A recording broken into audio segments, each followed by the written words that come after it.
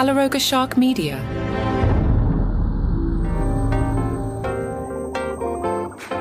Hey there, I'm Johnny Mac with your daily comedy news. It must be nice to be Sebastian Maniscalco. He caught up with Billboard, who points out that in the first 6 months of the year, he grossed $35.5 million, sold 361,000 tickets over 30 shows. None of that includes 5 nights at Madison Square Garden last September. Sebastian was number 25 among all genres of live performers, just below Dua Lipa. Sebastian told Billboard, "That's nice to hear. It's a lot of competition out there, so I didn't think I would have been the number one guy, but I'm not going to lie, it's nice to be on top." Why does he think his comedy appeals to such a wide range of people? Sebastian said, "Well, the observation material I do hits a lot of different notes for people. I'm not talking about one specific thing. Although I'm Italian-American, I think a lot of my comedy resonated with the Italian-American community at first. That was never really my intention. I've always done material like, hey, I went to Chipotle, or ever notice when your doorbell rings? Those are very broad topics that anybody can enjoy. Then I honed in on my Italian upbringing and my Italian father, which resonated not only with people with Italian immigrant backgrounds, but Spanish, Greek, or wherever you come from. And you know what? I feel like there's more. When I look into the audience, I feel like I haven't tapped into a mainstream vibe. I like to look into the audience and see more Chinese people, more black people, more Indian people, because I feel like the comedy speaks to a lot of different people, and I haven't felt like I've tapped into it yet. I just feel like there's more out there for me." Here's my thought, and again, the guy is super popular, doesn't need my help. I think the reason there would be because of he does do a stylized delivery that I think if he backed it down a little, it may open it up a little. But again, clearly does not need my help as I record a podcast in the basement. But you asked the question, and that would be my 1 cent. Leslie Jones was wearing a full-length gold lame ball gown. Said it makes her look skinny. "I'm 6 feet tall. I can't cut my feet off. I can't stop being a scary MFer. This is who I am. Let me work with who I am. I'm the type of person who, if I'm happy, everybody in the room's going to be happy. And if I'm sad, it's going to be very quiet and tense. I'm a temperature guider in the room." She discussed current events and said, "We're repeating the worst part of history right now, but maybe it's for the lesson that we didn't learn the last time." She talked about a dark period of her comedy in the aughts after her brother died. She said, "I was evil, not evil, just angry, performing and angry. My routine was raw. Started getting where I thought, I don't give an F whether you all laugh. I was destroying it. That's when I started wearing a mohawk. People thought I did it for fashion. Nah, I just didn't want to comb my hair. I was bare minimum getting out of bed." She was taking drugs, and says she doesn't mean weed. I mean drugs.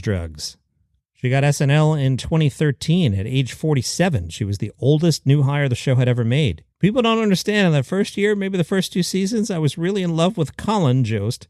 I didn't know how it was going to happen, whether we would just work late together and make out in his office and drink whiskey. I had all the visions. He was so cute and funny, and he was just so white, such a white nerd frat boy that I was like, I want him.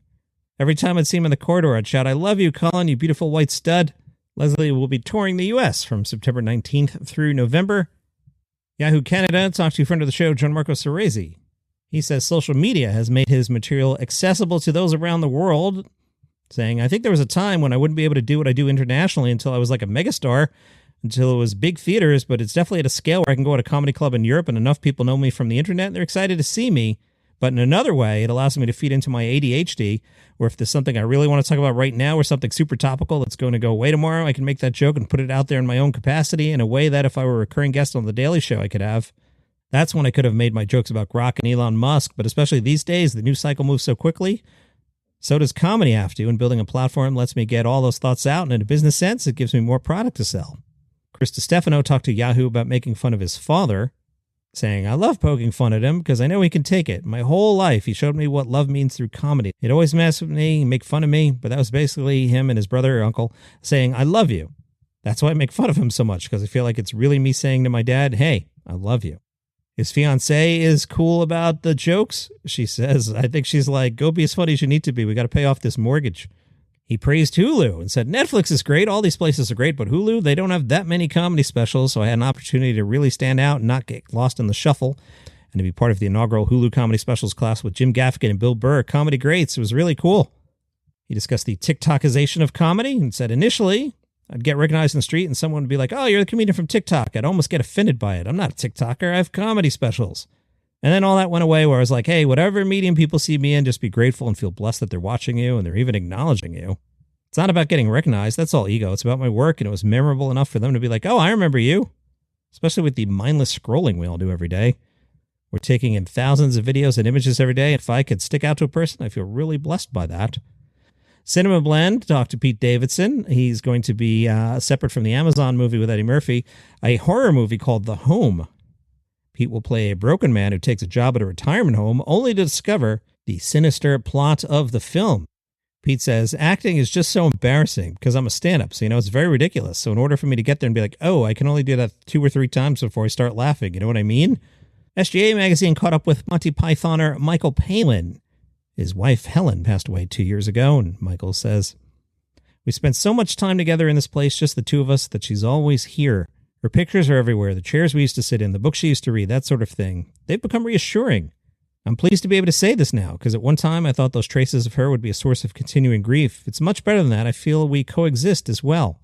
I can see why people say it takes 2 years or so before your response gradually changes. It becomes less about loss and more about the spirit of that person being around, so that's nice. I feel less grief now, and more that I've got to keep doing things, looking after the children we made together. I'll talk to her as if she's still there. I'll show some spectacular bit of incompetence that I know she would have found funny. Then I'll hear myself saying something in the way she would have said it and laugh, even though I'm the only one there. Imagining her being there makes me laugh. You have to adapt. I didn't want to be dependent on the family to come around every day. I don't cook, unfortunately. There were various areas where I thought I might be vulnerable, but it turns out I'm quite good at being on my own. Michael has a new book, For There and Back, Diaries, 1999 to 2009. It's out in paperback. His Python castmate, Eric Idle, spoke to The Guardian. He used to get annoyed when people would try and take pictures this back in the day before selfies. He said, I used to be really unpleasant. Then Robin Williams taught me that sort of encounter is very important to people. So be nice, not brusque, because they'll never forget it. But you don't want to spend 20 minutes with them. So when they come up, I'll say, I'm Eric. What's your name? Then they become a person and see you as a person too. There's a human connection, not some stupid story thing. It becomes more normal and easier to leave. Now that's interesting. When I met the captain of the Yankees, he walked up to me and I was at his place of business. I was in his office. So it's not like I ran into him at the mall. I was there to see him, but he walked in, looked me in the eye, stuck out his hand and go, hi, I'm Derek. And I'm like thinking like, yeah, I know, but okay, I get it. Eric Idle talked about how George Harrison agreed to fund the Life of Brian film because George wanted to see it. Eric said, he changed my life. We were very close. I was there at his deathbed. He wasn't frightened of death. He thought he'd escape rebirth. I said, I'd give anything to be reborn. Only thing we ever disagreed on. He still laughed when I said it. At George's funeral, I said, I'd like to thank Marlboro, without whom you wouldn't be here this morning. Got a huge laugh. It's not really the right thing to say, but also, let's name the names of people responsible. With season 8 of Rick and Morty wrapping up, Dan Harmon, the creator, spoke to The Hollywood Reporter and said he's already written season 10 episodes. He gets confused when everything's airing. I understand that. I often record ahead on this podcast, and I'll be like, wait, did I share that with the audience yet, or am I in the future? That happens. Harmon says, I'm really bad at keeping track these days because we're so on schedule that we're ahead of schedule. I was told last night at Comic-Con we'll be doing a table read of the Two Bets episode, which was season 8's 6th episode. My response was, maybe I should punch that script up. And my producer said, it already aired on television. He's not used to being ahead of schedule. I sometimes wake up in a cold sweat going, how do I destroy everything? How do I slow it down? The answer is, I can't. Why don't you go work on the Community movie, buddy? Showrunner Scott Marder has already started doing voice work for season 9. The writing team has started working on season 10. Harmon said there's episodes of season 10 that I'm already so excited about. And that's the frustrating thing of being on schedule in animation. Can we fast forward time so people can get a look at the bad boy? I don't know if it's sad for the listeners to hear. They're like, why are you 3 minutes ahead? That means you're not going to have an amazing Jeffrey Epstein episode. All right, let's take a look at the Fringe from voicemag.uk. They caught up with Tomas Cantor.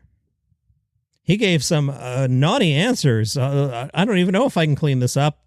The question was, what are you most excited to share with an audience? And Tomas said no spoilers, but maybe when he does something with a cello that I can't clean up, or when I lap dance in the first row, or make out with an inflatable doll. I think you get the idea what kind of show this is. Tomas says, I think what's so fab about Fringe is that it's a massive equalizer.